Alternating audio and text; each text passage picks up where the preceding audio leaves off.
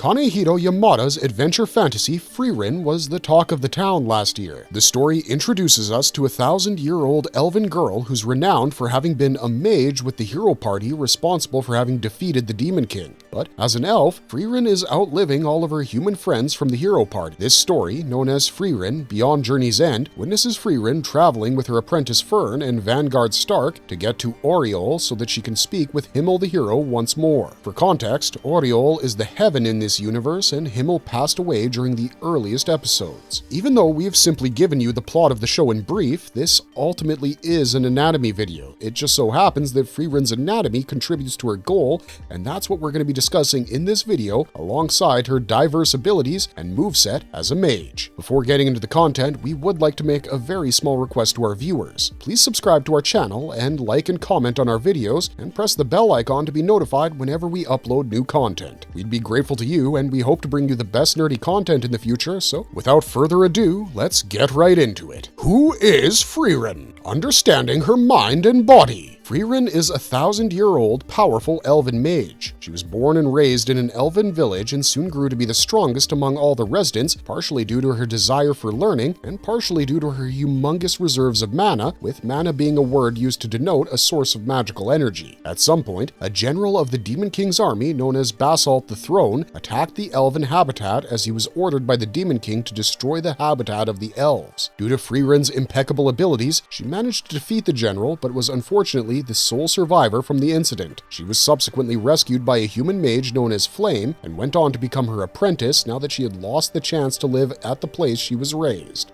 But before we get to talking more about Frieren, let's understand her nature as part of the rare humanoid species, elves. Of course, we all know about stories featuring elves such as Tolkien's Lord of the Rings and The Hobbit, Shakespeare's Midsummer Night's Dream, and the fairy tale known as The Elves and the Shoemaker. They've been present across popular fantasy fiction since forever. Stemming from Germanic folklore, elves tend to share some common traits such as the possession of magical abilities, a connection to nature, and an ethereal appearance. Other common factors would be the pointy ears, which are generally a dead giveaway if a creature's an elf, to the point that you expect elven characters to sport this feature, and Frieren's character adheres to each of these standards with her immense magical prowess, otherworldly appearance, and pointy ears. But the story of Frieren lays great emphasis on another factor, the long lives that elves can have, a lifespan far exceeding that of a human, as seen with Frieren having been born a millennium prior to the events of the story. This naturally results in elves and humans perceiving time differently, in the sense that were an elf friends with a human for 10 years, the elf would perceive their friendship as much shorter, possibly to the same extent as a human having a 1-year-old friendship. This, of course, affects the scale of an elf's emotional attachment, which amplifies their already existing problem of not being able to express their feelings. They generally tend to lack romantic feelings or sexual desire, be it purely reproductive for the sake of continuing the species or personal. Unfortunately, this has been a contributing factor in slowly driving elves to their racial extinction within the context of the story. Of course, long lives also mean that elven creatures age far slower when compared to humans, which is why a 1,000-year-old Frieren can pass as a teenager. As far as personality goes, elves are also extremely prone to boredom and lack motivation to do anything unless it's a life-threatening event. This too is a result of their nigh immortal lifespan, just like everything else, which warps their perception of time and urgency as a whole. To counter this, some elves will find a singular goal to focus on to absolve themselves of a life of boredom. We see this tendency to constantly be bored and, for the most part, uninspired in Frieren. She sports an aloof and nonchalant attitude. While others find her mysterious, Frieren simply has a hard time perceiving time from the point of view of humans and is incapable of forming meaningful connections with them. Due to the dwindling population of elves, she also cannot find companionship among those of her species,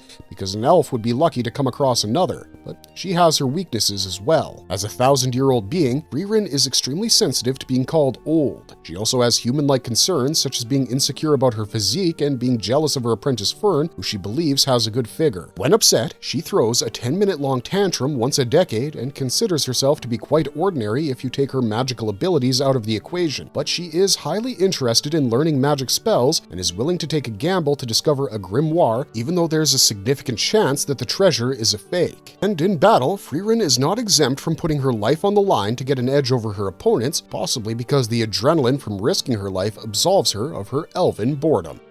Frieren's journey before the events of the show. As the apprentice of Flamma, Frieren was taught to constantly keep her mana concealed, specifically because it would be a great deception strategy against demons who would fail to assess how powerful she truly was, giving her a huge edge. But one of the main things Frieren wished to learn was the art of understanding humans on a deeper level despite being an elf. Her master predicted this tendency within the elf and, as a result, prepared to guide her 1,000 years in advance. Due to her prowess, Flamma believed that Frieren would be the one with the capability to defeat the Demon King and usher the world into an era of peace, something which Flamma's elven master Ciri had failed to do herself. Naturally, she was entrusted with the responsibility of doing so. Following Flamma's death a century later, Frieren traveled across the country by herself and learned different forms of magic. This led to her meeting Himmel. She showed him the flower bed magic which she had learned from her master, which had a great impact on him. This eventually led to Himmel seeking Frieren out in the future to recruit her into his hero party, which was dedicated to defeating the Demon King. What's insane is that she was recruited to do so 900 years after her life had begun, joining the party as the Mage. This led to Frieren teaming up with the hero Himmel, warrior Eisen, and the priest Hader. The hero party eventually went to the Demon King's castle in Ende, and after a decade-long battle, managed to defeat the Demon King and his army. Following their victory, they watched the era meteors together in the royal capital and promised one another to reunite for the same 50 years later. Having journeyed together for 10 years, it was a given that they were all very close, but Frieren still felt that she didn't know Himmel well enough because to her, 10 years are like a single year as per time perception. During the time gap between the hero party's victory and their reunion, Frieren journeyed alone and acquired new forms of magic. Finally, it was D-Day, and unlike Frieren, everyone else had aged. As she reunited with Himmel, Eisen, and Hader to watch the meteors, Himmel passed away soon after as he was old enough to die. During the procession of his funeral, Frieren had a breakdown and cried over her regret of not knowing Himmel better, as humans had a fairly short lifespan. But this became a key event in her life, prompting her to continue with her journey, this time not just to pursue magic, but also to understand humans better.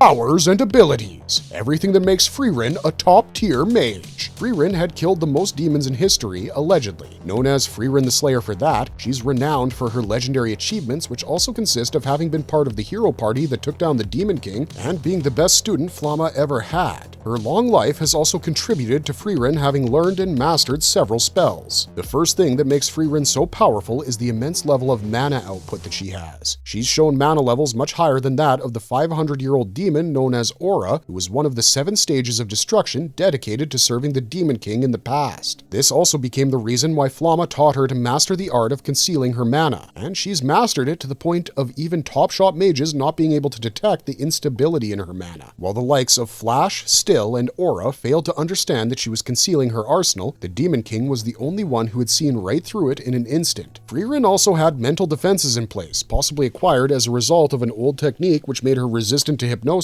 and also the average binding spells. Her study of magic has allowed Frieren to become impeccable at analyzing magic spells and countering them, even if her opponent is one of the Demon King's 7 destruction sages with abilities that defy reason. One of the major feats this amounted to was her breaking through Bose the Immortal's impenetrable barrier. When it comes to her moveset, her abilities can be classified into offensive, defensive, poke, and support spells, with Frieren boasting a huge arsenal of spells in general. So let's start with the obvious, the offensive spells. Firstly, we have the attack which Fern referred to as the Height of Magic. This is a spell used by Frieren's clone and is used as a last resort. When the attack is launched, not only can the mana not be sensed, but Frieren's opponents can't even recognize the fact that a spell has been launched at them. The attack operates by creating a telekinetic blast-like effect that pushes the target far back, or rather repels them. The biggest drawback with this technique is that it takes down Frieren's guard, leaving her open to be attacked. Frieren has alluded to having used this spell against the Demon King during their battle. There's also another spell that Frieren's clone uses, and this unnamed one creates a black hole. It's a very powerful spell, as the black hole attracts every object in its radius and atomizes them. Zoltarak is a spell that Frieren uses to either shoot multiple concentrated blasts of mana or one big large burst. It originated as Qual's human-killing magic, but through her studies, Frieren managed to upgrade it to a demon-killing spell. However, this spell is fairly new, and Frieren is yet to show an immediate reaction to it when on the receiving end, which toys with her defense against the same. Frieren can generate a destructive lightning spell known as the Judrajim, where several lightning bolts are generated from her staff towards the target. It's fairly simple in execution.